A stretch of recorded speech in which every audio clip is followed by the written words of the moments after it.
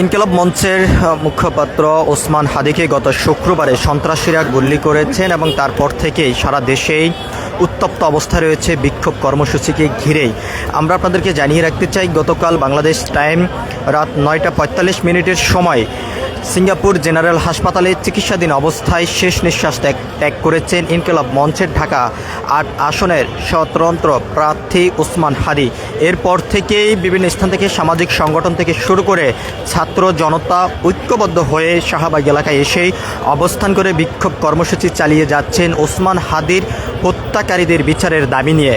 আমরা আপনাদেরকে আরও একটি বিষয় জানিয়ে রাখতে চাই, আজ সন্ধ্যায় তার মরদেহ হযরত শাহজালাল আন্তর্জাতিক বিমানবন্দরেই এসেছেন। তারপর থেকে তার পরিবার সহ বিভিন্ন তার পরিবারের মাঝে তার মরদেহ নেওয়া হয়েছে এমনটি আমরা জানতে পেরেছি। সেখান থেকে তার মরদেহ রাখা হবে সোহরাওয়ার্দী উদ্যান মেডিকেল কলেজ হাসপাতালে। আগামী দিন কালকেই জোহরের নামাজ শেষেই তার জানাজা অনুষ্ঠিত হবে মানিক মিয়া এভিনিউতে। আমরা আপনাদেরকে এটা দেখানোর চেষ্টা করছি, গতকাল রাত থেকে শাহবাগ এলাকায় অবস্থান করে বিক্ষোভ কর্মসূচি চালিয়ে যাচ্ছেন ছাত্র জনতা। ওসমান হাদিকে যারা হত্যা করেছে তাদের বিচারের দাবি নিয়ে এই বিক্ষোভ কর্মসূচি চালিয়ে যাচ্ছেন। অন্যদিকে হত্যাকারীরা বাংলাদেশের পার্শ্ববর্তী দেশ ভারতে পালিয়ে গিয়েছেন বলে আইনশৃঙ্খলা রক্ষাকারী বাহিনীর পক্ষ থেকে জানানো হয়েছে।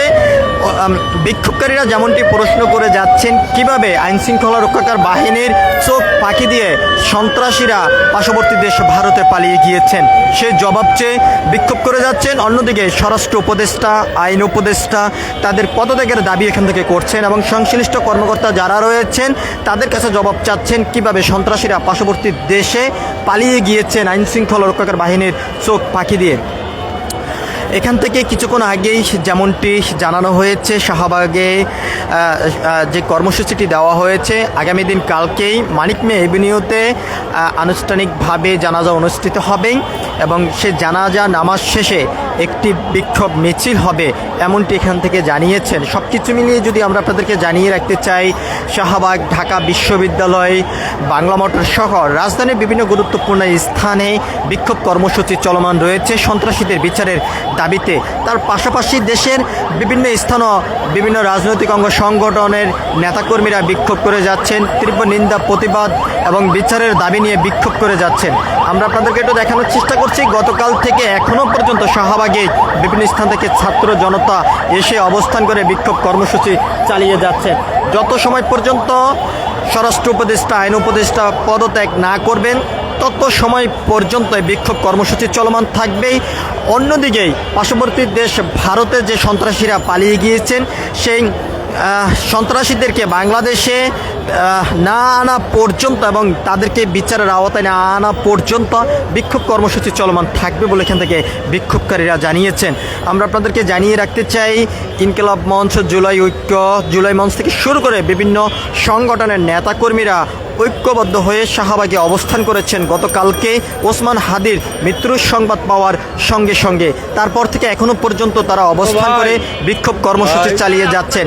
আমরা আপনাদেরকে একটু দেখানোর চেষ্টা করছি সরাসরি শাহবাগ এলাকা থেকে যুক্ত হয়ে। এর পাশাপাশি আমরা আপনাদেরকে আরেকটি বিষয় জানিয়ে রাখতে চাই, বিভিন্ন আইন শৃঙ্খলা রক্ষাকারী বাহিনীর যোগ সাজসে সন্ত্রাসীরা পালিয়ে গিয়েছে বলে এমনটি অনেকেই অভিযোগ করেছেন। আমরা আপনাদেরকে আরও একটি বিষয় জানিয়ে রাখতে চাই, এখান থেকে বিক্ষোভকারী, জুলাই আন্দোলনের সমন্বয়ক এবং সমর্থক যারা ছিলেন তারা যেমনটি জানিয়েছেন যে জীবন নিয়ে তারা অনেকটা আশঙ্কা অবস্থায় রয়েছে, কোনোভাবে নিরাপদ নয় এমনটি কিন্তু তারা জানিয়েছেন। তবে নিরাপত্তার বিষয়টি নিশ্চিত করতে পারেননি স্বরাষ্ট্র উপদেষ্টা, আইন উপদেষ্টা। তাদের দায় ব্যর্থতা স্বীকার করে তারা পদত্যাগ করতে হবে সেই প্রত্যাশা এবং সেই দাবি নিয়ে কিন্তু এখান থেকে বিক্ষোভকারীরা বিক্ষোভ করে যাচ্ছেন। অন্যদিকে আমরা আপনাদেরকে আরেকটি বিষয় জানিয়ে রাখতে চাই, ওসমান হাদিকেই গুলি করেছেন যে সন্ত্রাসীরা, তারা কিভাবে দেশের বাইরে পালিয়ে গিয়েছেন এবং যারা এই ঘটনার সঙ্গে জড়িত সকল কিছু খতিয়ে বের করে বিচারের আওতায় নিয়ে আসতে হবে।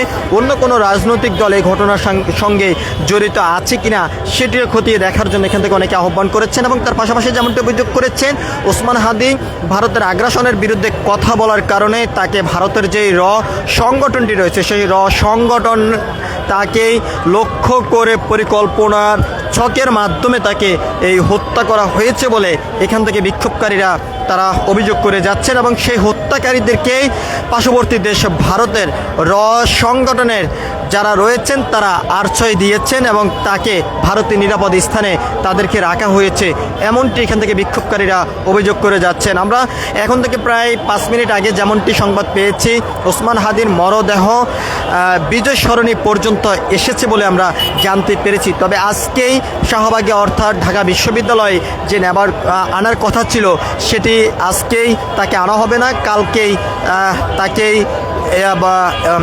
মানিক মিয়া এভিনিউতে নেওয়া হবে এবং সেখানে তার জানাজা রাষ্ট্রীয়ভাবে অনুষ্ঠিত হবে এমনটি জানানো হয়েছে।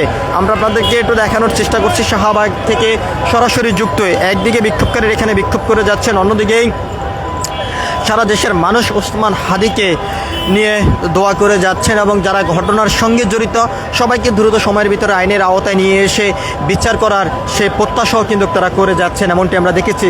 অন্যদিকে সামাজিক যোগাযোগ মাধ্যমেই এক কথা বলা যায়, ওসমান হাদিকে নিয়ে যেই শোকের ছায়া নেমে এসেছে সেটি আসলে কতদিন পর্যন্ত থাকবে এবং ওসমান হাদি আর ফিরে আসতে পারবে না, বিভিন্ন ধরনের কিন্তু আমরা বার্তা দেখতে পাচ্ছি। এবং ওসমান হাদি বাংলাদেশের একটি আইকন ছিল এমনটিও কিন্তু অনেকেই সামাজিক যোগাযোগ মাধ্যমে বলে যাচ্ছেন। তার পাশাপাশি আমরা আপনাদেরকে একটু জানিয়ে রাখতে চাই, ওসমান হাদির অবস্থা শুরু থেকেই চিকিৎসকরা সংকটাপন্ন বলেছেন এবং তাকেই উন্নত চিকিৎসার জন্য ঢাকা মেডিকেল থেকেই রাজধানীর এভার কেয়ার হাসপাতালে নেওয়া হয়েছে এবং সেখান থেকেই উপদেষ্টার পক্ষ থেকে অর্থাৎ উপদেষ্টা পরিষদের যে প্রধান উপদেষ্টা রয়েছেন ডক্টর ইউনূস, তার নির্দেশে তাকে উন্নত চিকিৎসার জন্য সিঙ্গাপুর জেনারেল হাসপাতালে নেওয়া হয়েছে এবং সেখানেই গতকালকেই চিকিৎসাধীন অবস্থায় তিনি শেষ নিঃশ্বাস ত্যাগ করেন।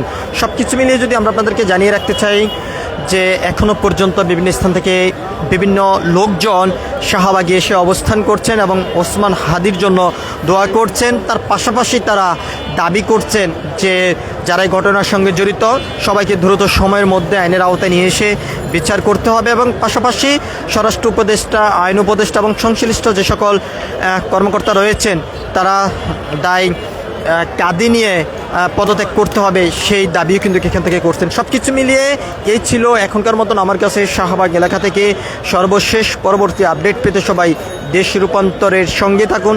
ধন্যবাদ সবাইকে।